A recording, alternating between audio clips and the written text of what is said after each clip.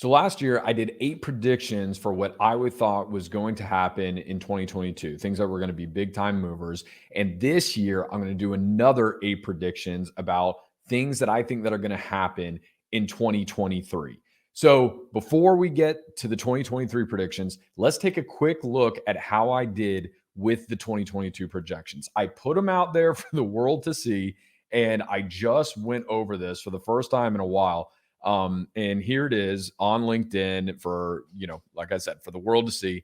Let's go through the 8 predictions I had for 2022. Now, okay, the stock market will return less than 6%. Over the past 3 years, that had done 28, 16, and 27%. Keep in mind, I made these predictions. You can see it right up here 1 year ago. This was before the rampant inflation started just absolutely wrecking our economy. So I had strong indications that it was not going to be a great year in the stock market because I knew I just think that this is going to be a rough year. Nobody had any idea we were going to have this record inflation, worst in 40 years, that the government and the administration that we have right now would be complete idiots to the point they'd have to come out and apologize for doing such a terrible, crappy, shitty job with the whole thing. And prices of everything have just skyrocketed.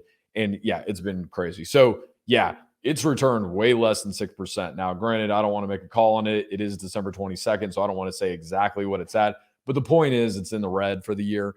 So it's safe to say this is extremely true. Real estate prices will slow down, but will still rise 4% or more.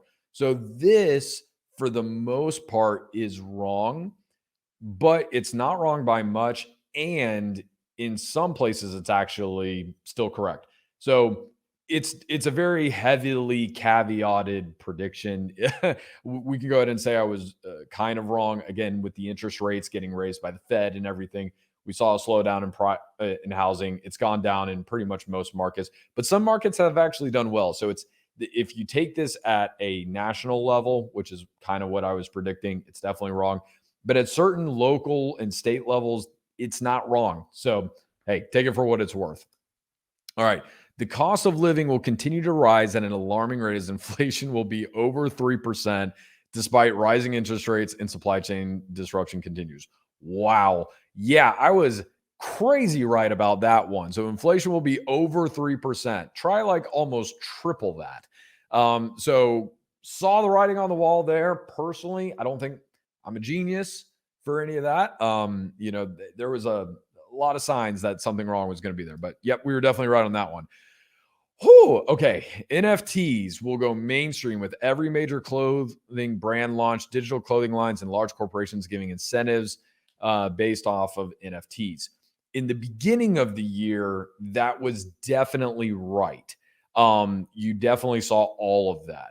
By March, it was not right. It was crashing when the interest rates and the inflation, everything started going, all speculative investments like crypto, NFTs, all that stuff, it just absolutely plummeted. So did we see this happening? Yes, we saw Nike. They came out with their clothing line. We saw partnerships with Azuki happening. One of the big ones out there, Gary Vee went big with his V friends. He expanded with everything I think he even did a brand deal with Uno, the card game. We definitely saw that. And actually, one of the most successful launches of NFTs happened a couple weeks ago, but it just wasn't called an NFT, and people paid for it with a credit card. So you're still seeing it. Actually, we just saw another one. As crazy as this is, doesn't matter if you like them or not. Donald Trump just released a couple of NFTs, and they've like 10x'd in value since the release, and he's made millions of dollars off of it. And they're literally just stupid posters of him in like caricatures, riding horses and doing all the stuff that he's not obviously doing. So absolutely ridiculous. But yeah, so did the majority of NFTs die? Did the bubble pop? Yes. Are there still brands that are doing it just in a different way? Yes. So wasn't really wrong there, but it wasn't as big as I think we thought it was going to be. Okay. Couldn't have been more wrong on this one. Bitcoin at 100,000, Ethereum at 9,000. Now, I did not think it would end this way. I thought that you see the caveat here, predicted the all-time high for 2022, not ending price. So I think I talked about this on a podcast last year. I predicted it would hit 100K and 9K for Ethereum, and then it would come back down. I thought maybe back to like 60s, 70s. Obviously, inflation absolutely wrecked that. There was just no way that was going to happen. It was already a bubble ready to pop as it was.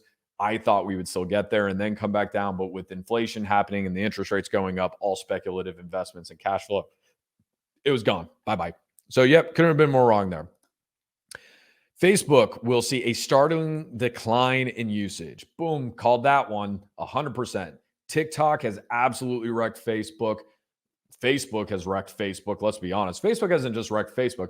Facebook has wrecked Facebook, Instagram. And from what I'm hearing, they're kind of wrecking WhatsApp. I don't really use that because, I'm not an idiot and I just use my phone, but whatever. So, yeah, WhatsApp, Facebook, starting decline in usage. They have lost their way. They are, the Kardashians came out, for crying out loud, of all people. The Kardashians and the Jenners were like, make Instagram again. And that was the first thing to get them to wake up and go, oh, hey, maybe we shouldn't try to be a cheap TikTok knockoff. So, yep, was definitely right about that one.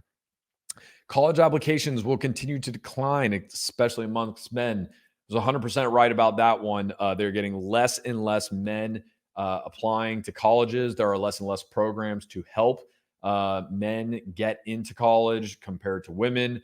There's a great article that was written about it, talking about the stigma of creating aid for men and the fact that a lot of, even though they want 50-50, they want balance and equality in there, they don't want to help men with extra aid, to get any kind of stuff in there. So between colleges getting way too expensive, men saying, hey, I'm just going to go try some other ventures, whatever the case is. There's a lot of different reasons behind it, but we are continuing to see this down, and women as well, by the way, just not applying to college. The ROI just isn't there. So we'll continue to see that. Tom Brady will win his 8th Super Bowl, and the Bucs will have their 3rd Super Bowl as a franchise.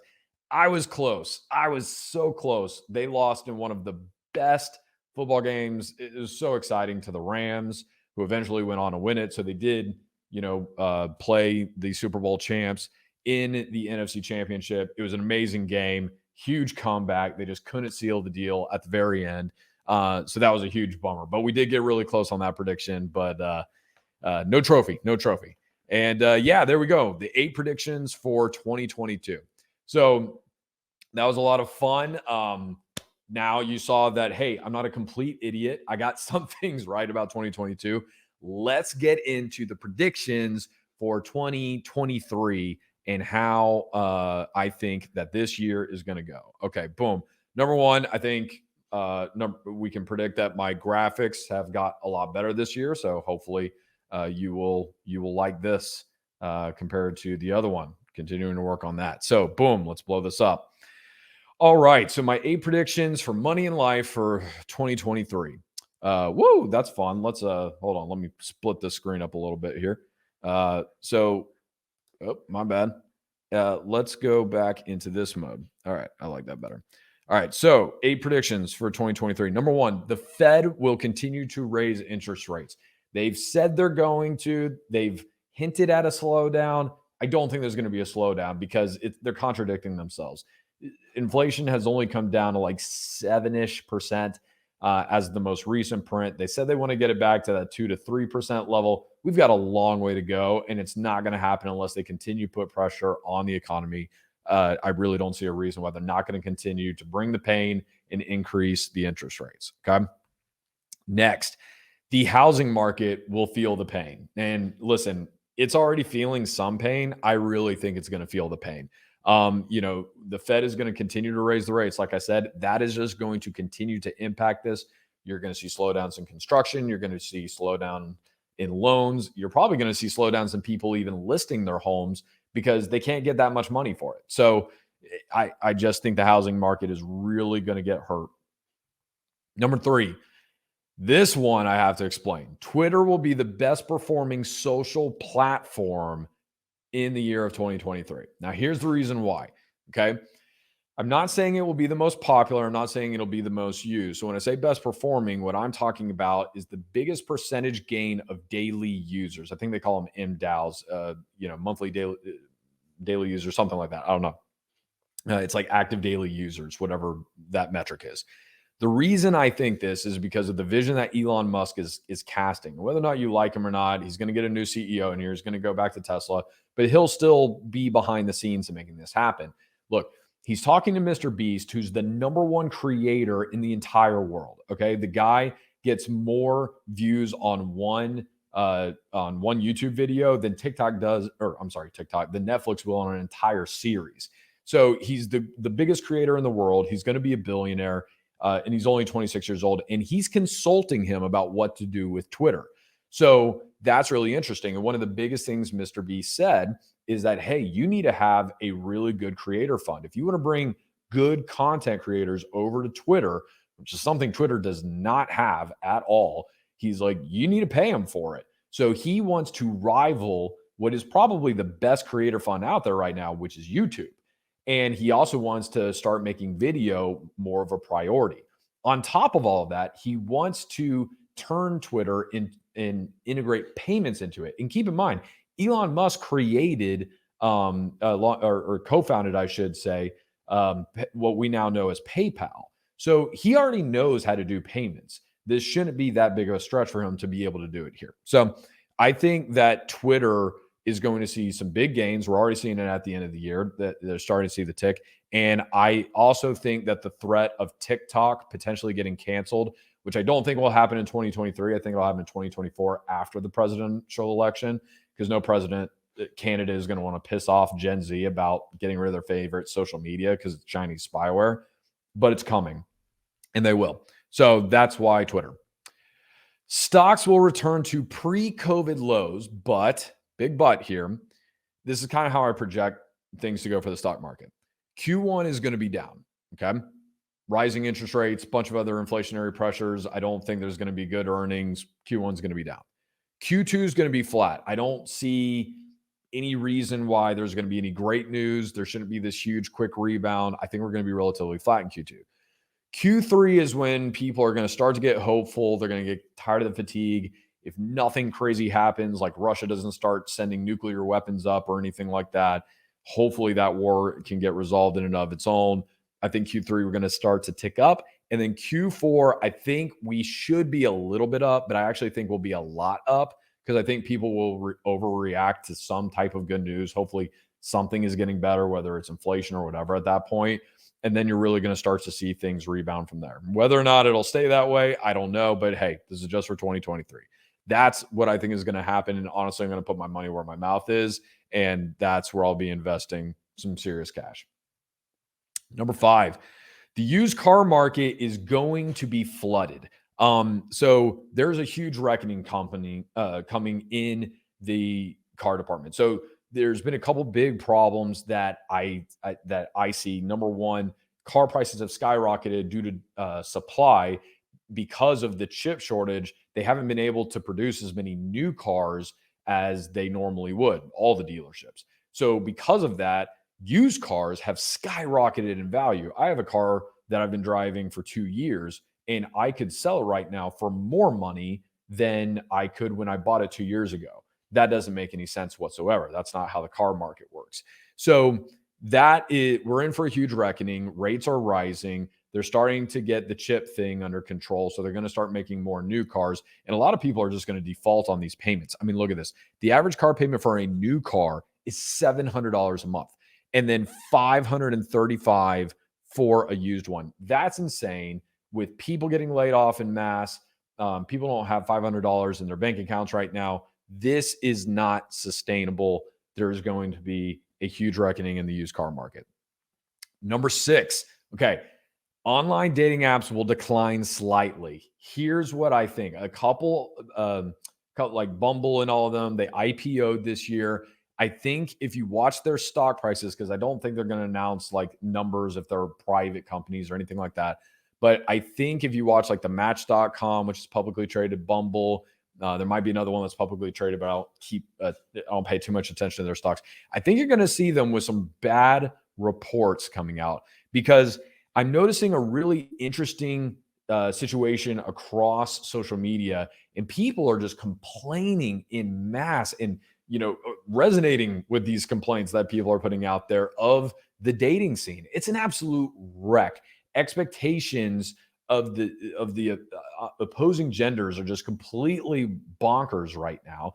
And I think what's happening, keep in mind, I met my wife on an online dating app. So I'm not anti online dating, but we also met pre Tinder blowing up. I don't even know, that may have just come out or something like that.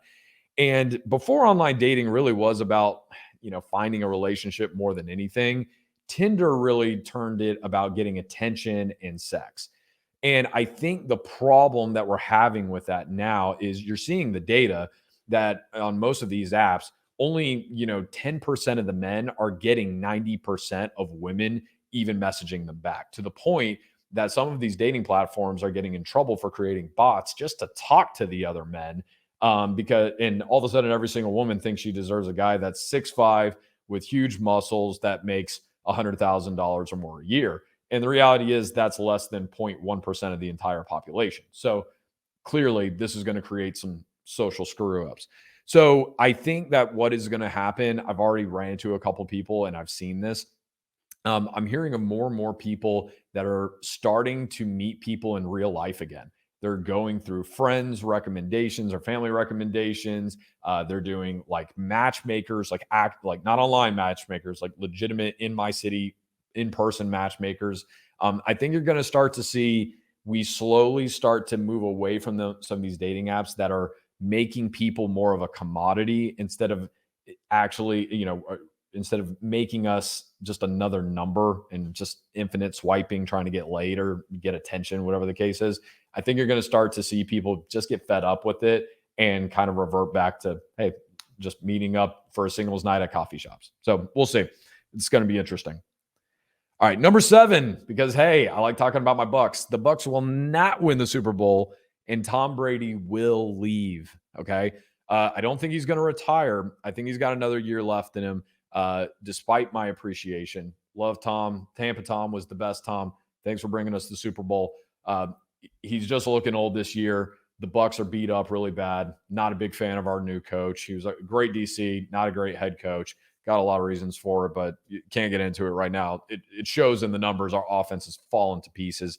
But I do think Tom Brady will go somewhere else 1 year on like a 1 year contract, maybe like a San Francisco or somewhere where he feels like he could, potentially win a few more games. I don't know, but I just don't think he's got quit in him. I am predicting that the Buffalo Bills and Josh Allen will win the Super Bowl. We'll see if they've got it. They got a great defense, amazing quarterback, good receiving core. Defense is pretty solid. I think the Bills can take it. And then for my last prediction for 2023, yeah, we're going to do this one again. College applications will decline heavily. I think that the college decline in applications will be worse this year than it was last year. And this is why I'm predicting that. So Gen Z gets a lot of crap. Okay. A lot of it's not deserved. I, as a millennial, can relate to this because 10 years ago, it was us millennials that were getting blamed for literally everything. In some ways, we're still getting blamed for everything. But I know what it's like just to have the older generation beat up on the younger generation. It's a rite of passage. There's always something wrong with them, and our way is always better, yada, yada. Look, one thing Gen Z is definitely doing better than the majority of the other ones in front of them is they are paying attention to finances at a way earlier age, and they're understanding ways to make money in the digital economy way more than any other generations before them. And a lot of that has to do with the fact that they're growing up with it. The number one thing Gen Z wants to be is not an astronaut or a fireman or anything like that. They want to be YouTubers. Okay. So, I mean, they want to be influencers, but specifically YouTubers. And the reason for that is because YouTubers have the best monetization plan. And there's hundreds of thousands of videos out there on how to make money on YouTube. Guess what? I'm one of them. Okay. Not making videos on it, but making money on YouTube. So the point is that they understand that money is floating around in the digital ether, and they want to be able to take advantage of it because they know that it's not going to take 4 years in some antiquated school system and $100,000 student loan bill in order for them to figure that out. So I think what's going to happen is Gen Z, when they continue to see the cost of schools continue to skyrocket, despite the fact that everything's just completely ridiculous right now, expenses wise, they see the debt that their parents and their older siblings are saddled with, and they're just going to go, that's not for me. I don't really need that. and they're going to focus on getting skills like social media management, copywriting, web design, coding, different things like that. And they're not going to even apply to college. They're not going to even go there. They're going to say, I'm just going to go out and get some business. They're a lot more entrepreneurial. They're thinking about how they can make money online. Like I said, do the digital economy. So yeah, that's what I think. I think you're going to see college applications continue to decline heavily, and we're going to start to see things move from traditional education and more towards skills. And guess what? I'm here for it all day long.